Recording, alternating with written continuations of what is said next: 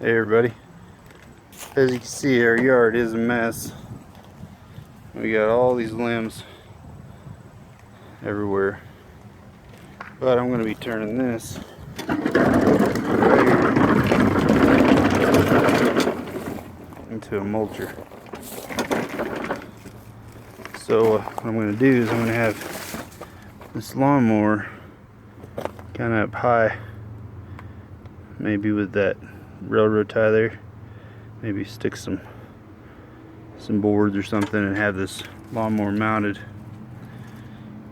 as I'm gonna have to be able to start it and then get to wherever.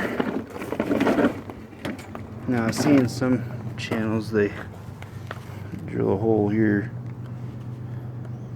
and they got a funnel where they can just take all their trimmings right down to that blade. I only gave like 30 bucks for this lawnmower, but I still want it to where I could still mow with it if I want. I got this blade, looks a little dull. Yeah, it's dull. It needs to be, I'll definitely have to sharpen that. Yeah, I got a little project ahead of me. Stay tuned.